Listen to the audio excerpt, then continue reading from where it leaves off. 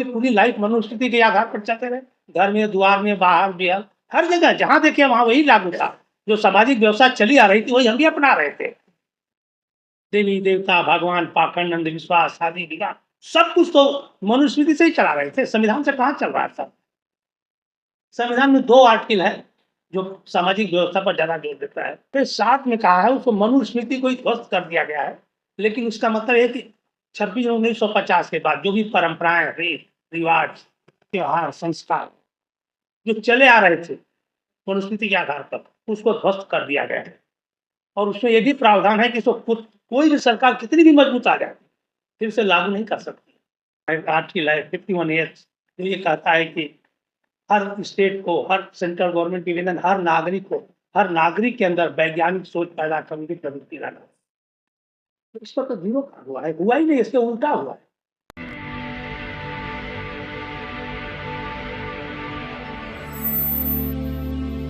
आज के इस इंसाफ और रियल एसएम के संयुक्त संविधान दिवस समारोह में मंच पर बैठे हमारे सभी अतिथि एवं सामने बैठे हमारे सभी भाइयों और बहनों, सभी को बात और जय हिंद। देखिए मुझे मालूम है, अभी मैं भी लखनऊ में संविधान दिवस पर ही प्रोग्राम करके चला।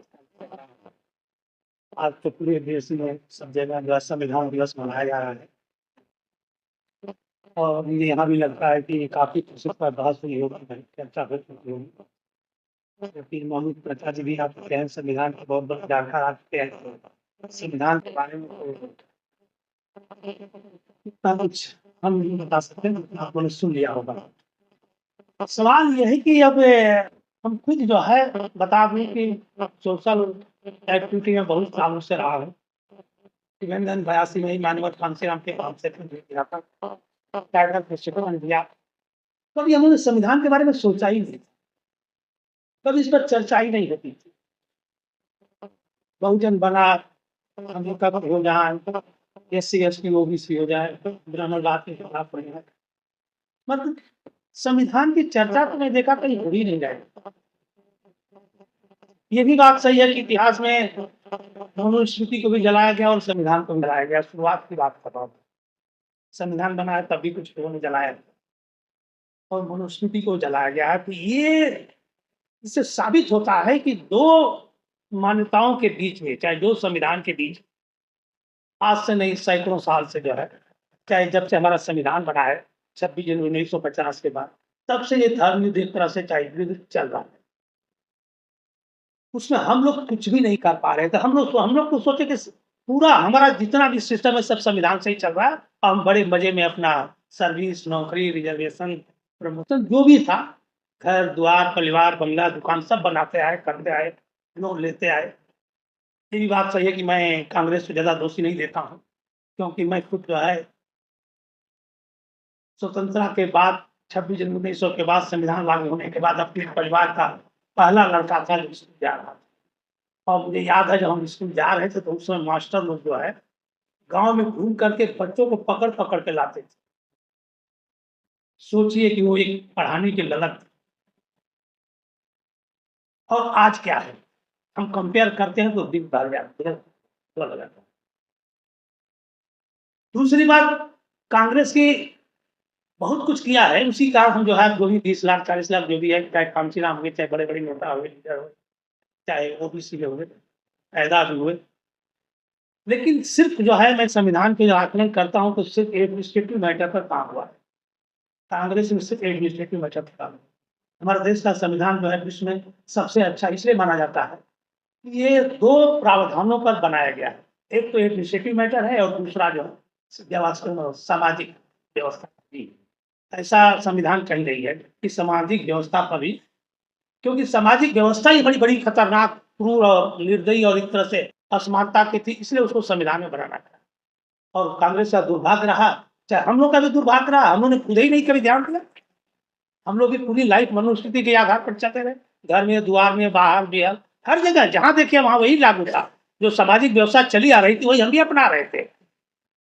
देवी देवता, भगवान, पाखंड, अंधविश्वास, शादी विवाह सब कुछ तो मनुस्मृति से ही चला रहे थे। संविधान से कहाँ चल रहा था। संविधान में 2 आर्टिकल है जो सामाजिक व्यवस्था पर ज़्यादा जोर देता है। हो सकता है आप लोगों को बता भी दिया गया, लेकिन थोड़ा बता ही दे देना चाहता हूँ। आर्टिकल 13 बड़े साफ में कहा है, उसको मनुस्मृति को ही ध्वस्त कर दिया गया है, लेकिन उसका मतलब है कि 26 जनवरी 1950 के बाद जो भी परंपराएँ, रीत रिवाज, त्योहार, संस्कार जो चले आ रहे थे मनुस्मृति के आधार पर, उसको ध्वस्त कर दिया गया है। और उसमें ये भी प्रावधान है कि इसको कोई भी सरकार कितनी भी मजबूत आ जाए, फिर से लागू नहीं कर सकती। और उसके ठीक एक उल्टा और संविधान है, आर्टिकल है 51H, जो ये कहता है कि हर स्टेट को, हर सेंट्रल गवर्नमेंट की विधान हर नागरिक के अंदर वैज्ञानिक सोच पैदा करने की प्रवृत्ति लाना। तो इस पर तो ज़ीरो हुआ है, हुआ ही नहीं, इसके उल्टा हुआ है। अब सुबह टीवी खोले, 10 ठो बाबा आ जाएँगे। टोटल पाखंडी चल रहा है ना, कुंभ मेला। टोटल आप देखोगे तो हम अपने पैदा होने से मरने तक इवेन पूरी लाइफ में सर्विस हुई, हर जगह हम वही कर रहे हैं। संविधान के खिलाफ ही काम कर रहे हैं। हम सभी लोग करते आ रहे हैं। कभी हमने ध्यान ही नहीं दिया था, तो तब आगे हमको तो संविधान की नींव जगाई है, तो ये भाजपा आरएसएस वालों ने विश्व में परसों जगा दिया। सबसे ज़्यादा उन्होंने हमको जगाया है। हम अपने से कहाँ जागे, कभी नहीं जागेंगे। वो जब आए तो हम भी जागते हैं। और वो क्यों आए? कि उनको संविधान के याद सताने लगी, क्योंकि संविधान ने इनके वर्चस्व को खत्म किया। मैं 2 मिनट समय लूँगा, ज़्यादा नहीं। देखिए, हम ये मान के चलता हूँ कि हर आदमी का अपना-अपना वर्चस्व रहता है, उसको बढ़ाता है। ह्यूमन नेचर ही ऐसा है, स्वार्थी, लालची और एक कामचोर प्रवृत्ति का होता है। स्वार्थ और लालच इतना होता है कि पेट तो इतना ही है, इतना ही खाता है, लेकिन उसका अंत नहीं है, कितना खा जाता है पता ही नहीं चलता। यही कारण रहा कि सदियों से जो ह्यूमन नेचर रहा, एक दूसरे को सताता आया।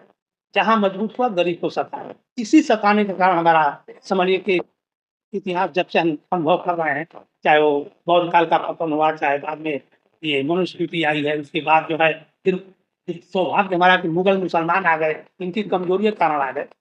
उन्होंने कुछ मनुस्मृति को, संविधान को कमजोर किया, कम किया। फिर अंग्रेज आए, तरह-तरह के एक्ट बना करके, जिसका कि आज मैं काले की शिक्षा की बात बहुत ज़बरदस्त हमारे भारत में हो रही है। इसके पहले कभी हम जानता ही नहीं थे कि मैं काले नाम का आदमी कौन है।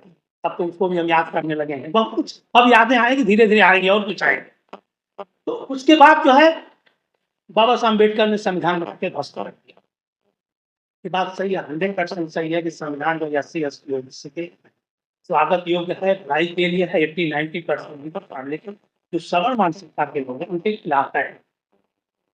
खिलाफ क्यों है? खिलाफ इसलिए है कि मैं मानवतावादी इंसान के खिलाफ नहीं बोल रहा हूँ। अगर खिलाफ होता तो अंग्रेज सुधार क्यों किया? अंग्रेज सोचिए कि एक मानवतावादी दृष्टिकोण रखने वाले इंसान थे, पूरे देश को उन्होंने चलाया था, बड़े मज़े में चलाया था। यहाँ तक कि आपको एक हिंट दे देना चाहता हूँ कि ऐसे इंसान थे कि जहाँ अंधे और बहरों को भी पढ़ाने की छटपटाहट थी। और हमारे देश में क्या है? मजबूर उन्हें तो पढ़ने से रोका जा रहा है। क्या हम इंसान के लायक नहीं? सोचिए कि एक इंसान जो अंधे और बहरों को कहता है कि इनको भी शिक्षा चाहिए, और हमारे यहाँ सोच नहीं सकते। जब हम कंपेयर करते हैं तो सोच नहीं सकते। तो प्रॉब्लम क्या हो गई कि देखिए, आप जब करोड़पति बन जाओगे, अगर गरीब होगे तो आपके त्रास नहीं होगा। आप फिर से रिटर्न होने से फिर से वापस लाने की कोशिश करते रहो। हो सकता है कभी सफल हो जाओ, तो फेल होगे तो त्रास नहीं। आपकी त्रासदी आप भूल जाओगे, बहुत करोगे, आत्महत्या करोगे, मर जाओगे। लेकिन अगर समाज की त्रासदी होगी तो भूलता नहीं। तो ब्राह्मण समाज की त्रासदी हुई, उनका वर्चस्व था एक समय। भगवान रामचंद्र जी पेट से यात्रा जाने से पहले पूजाएँ विप्रपत किए नींद बसनाएँ। भगवान राम भी किसी अदना ब्राह्मण का पैर पूजने के बाद ही नींद आती थी। वो नींद की गोली छत्रपति शिवाजी महाराज राजा बन गए, छत्रपति बन गए, अदना ब्राह्मण कह दिया, राजा नहीं बन सकते। शिवाजी मान गए, बड़ा आश्चर्य हो रहा है मुझे, कैसे मान क्यों नहीं सकते? कर दिया उसी समय। तलवार कहाँ चली गई थी उनकी? कुछ नहीं, मानसिक गुलाम। हम जो आज वही मानसिकता हम लोग की आज भी है, वो भी गुलाम थे, हम भी। इसके बाद आप प्रथम राष्ट्रपति की बात कर रहा हूँ, इस संविधान पर ही आधारित है। राष्ट्रपति बनाए गए, कह दिया गया तुम शूद्र हो, राष्ट्रपति नहीं बन सकते। नेहरू ने मध्यस्थता किया, 181 के रणों को पैर धोया, पानी पिया है, तब जाकर के राष्ट्रपति बने। देश का कलंक है, दुर्भाग्य है। आप देख रहे हैं कि आप पिछले जब राष्ट्रपति जो गए उनकी हालत क्या थी, मुर्मू जी की क्या हालत थी, अखिलेश की क्या हालत हुई है। तो ये क्या उनके जो वर्चस्व था जब खत्म हो गया है, तो उनकी त्रासदी भुला नहीं पाए हैं। 100-150 साल से अंडरग्राउंड रह करके रात दिन उन्होंने काम किया। इंडियन कांग्रेस के गवर्नमेंट में भी स्लीपर सेल रह करके उन्होंने ही काम किया है संविधान के अगेंस्ट। और हम आपको पता ही नहीं चला, काम करते करते इतने मजबूत हो गए, हमारे लोगों के अंदर घुसपैठ कर दिया। आज ये हालत है कि हमारे लोग ही उनके साथ चले गए और हमें और आपको लड़ा रहे हैं, हम और लड़ने में अक्षम हो गए। हमारे लोग ही उनके पास है। बिहार चुनाव देख लीजिए, अब किसको हराने गए थे, किसको जिताने गए थे, पूरा आप आकलन करिए। एससी ओबीसी को देख लीजिए, फिर यही यूपी में भी होगा। आगे पुलिस है तो टोटल एकदम 100% मरने जीने को तैयार है। हर ऑफिस है पूरे देश भर में, तो हथियार, बंदूक, रिवाल्वर, तलवार सब रख रहा है पूजा कर रहे हैं, और हम लोग जो है सिर्फ मीटिंग करते हैं और हमारे लोगों से ही तलवार चलवाएंगे और हमारा ही भाई हमारे सामने होगा आने वाले दिनों में। बहुत ही बुरा दिख रहा है। एक चीज और मैं देख रहा हूँ कि ऐसी स्थिति में लग रहा है, हमें तो खुद लग रहा है कि जैसे लगता है कि पॉलिटिकली हम सफल नहीं होंगे उनके साथ। ईडी है, सीबीआई है, इनकम टैक्स है, हाई कोर्ट, सुप्रीम कोर्ट, चाहे अभी देखिए क्या बहस चल रहा है। आज तो इसी का इलेक्शन पर ही काम हो रहा है पूरा। सुप्रीम जो रोज सोशल मीडिया के न्यूज देखे तो वही भरा पड़ा है, और तो कुछ काम ही नहीं हो रहा है। न कहीं देश के डेवलपमेंट की बात करें, न कॉलेज खुलने की बात करें, न अस्पताल खुलने की बात हो रही है, जहाँ देखो से यही हो रहा है। मुझे करीब करीब ये संतोष एक है, हमें ऐसा लग रहा है कि हम अभी सफल हों, क्योंकि जो लड़ाई है आर पार ये मनुवाद और अम्बेडकरवाद की खुल के चली आ रही है, और उनको डर सिर्फ अम्बेडकर का है। हम लोगों ने अम्बेडकर साहब को इतना आगे बढ़ा दिया कि उनको रात दिन सोते समय खौफ लगा हुआ, डरे हुए हैं पूरा। सच कहता हूँ, रात को उठ के बैठ जाते हैं, अरे अम्बेडकर कहाँ से क्या हालत है इनकी।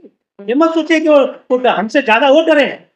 हम तो सोचते हैं 85 हैं, हमको तो पहले खाने को नहीं था, पीने को नहीं था, कपड़ा नहीं था, जूते, घर दुआर नहीं था, तो हम सब बंगले उंगले में रह रहे हैं हमारे दर से।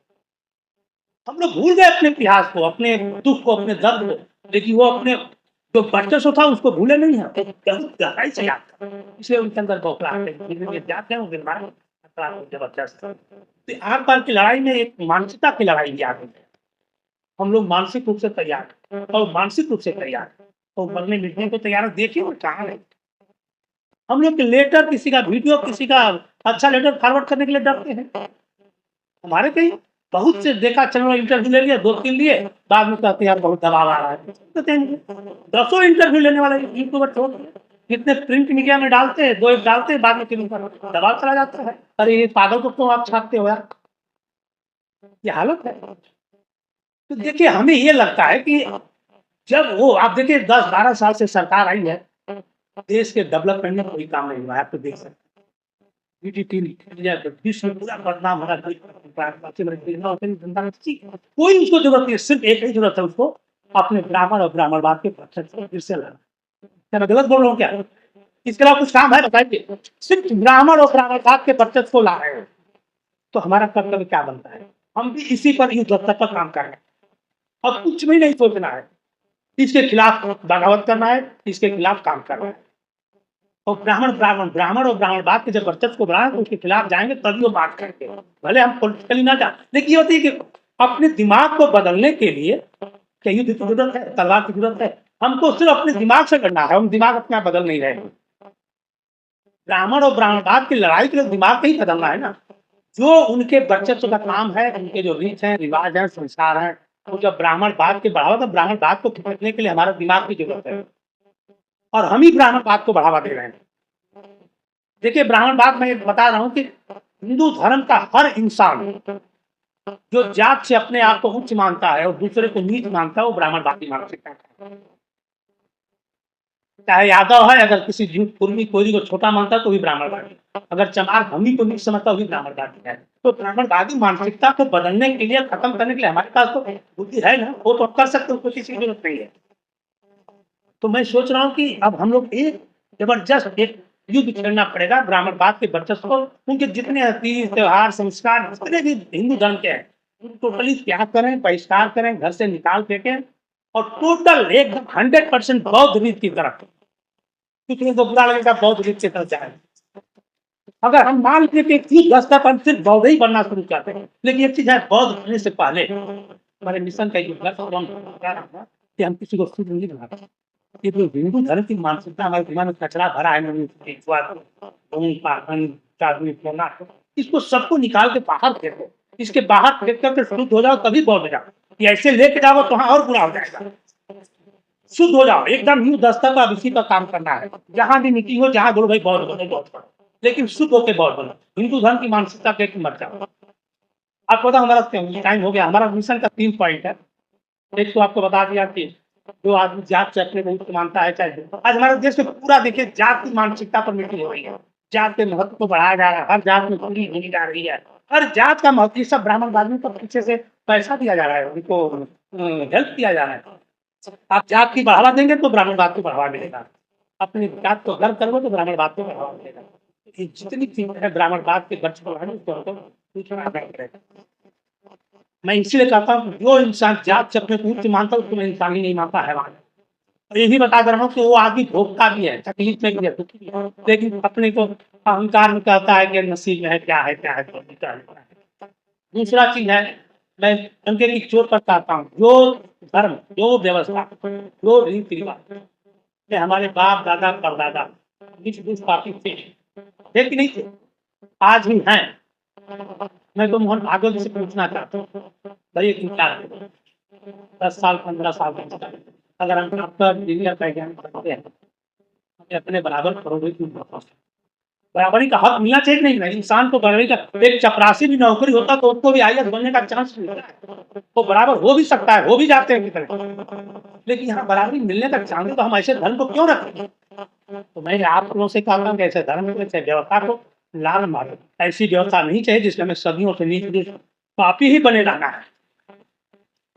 तीसरा हमारे मिशन का सबसे मुख्य उद्देश्य होता है कि जो देवी देवता भगवान इंसान के छूने से पवित्र हो रहा था, लिखा है, आज भी लिखा है कहीं, शुद्ध ना फैलाओ।